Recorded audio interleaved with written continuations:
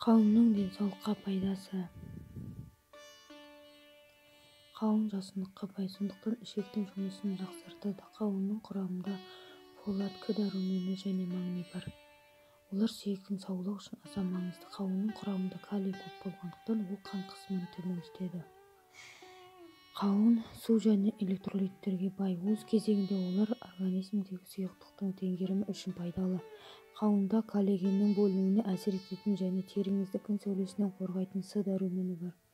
Қауынның құрамында темір, калий, кальций, магний, В, С және А топтарының дәрумендері көп. Солардың әсерінен қауын ісіктердің пайда болуын алдын алып, жүрек, қан тамырлар жүйесі аурулары мен диабеттің алдын алатын құрал болып табылады. Сонымен қатар қандағы холестерин мөлшерін төмендетіп, атеросклероздің дамуының алдын алып, орталық жүйке жүйесін тыныштандырады.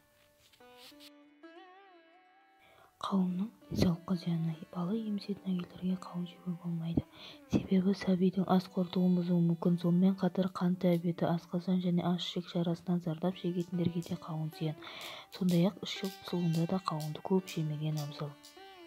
Егер бүйрегіңіз бен өт қабының саулығына диагностикалық тұрғыдан көз жеткізбесеңіз, аталған ағзаларыңызда құм немесе тастың бар жоғын білмеуіңіз мүмкін. Мұндай жағдайда қауынды көп жеуі кері әсер етіп, отағы жеткізуі мүмкін. Қауынның құрамында жасұндықтың көптігіне байланысты ол ауыр өнім болып табылады. Егер қауынды ішімдікпен араластырса, ішік өтетіні анық. Сондықтан қауын жеген кезде суық су, әсіресе қышқыл сүт, айран ішуге, йогурт жеуге болмайды.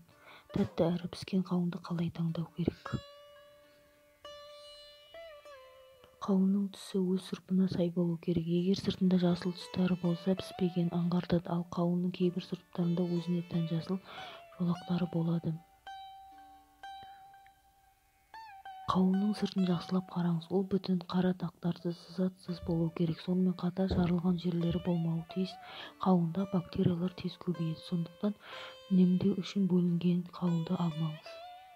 Қарбыз таңдағындағы сияқты қауынның да сыртын алақанмен ұрып көру керек. Егер қатаң дыбыс шықса, піскенін аңғартады.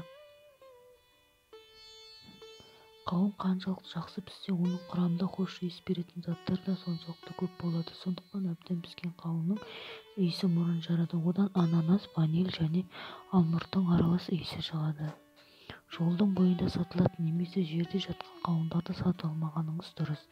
Себебі қауынның сырты жұқа әрі нәзік болғандықтан токсиндер, ауыр металдар және басқа да улы заттарды жылдам сіңіріп алады. Егер ақпарат пайдалы болса, каналыма жазылып таратуды ұмытпаңыз.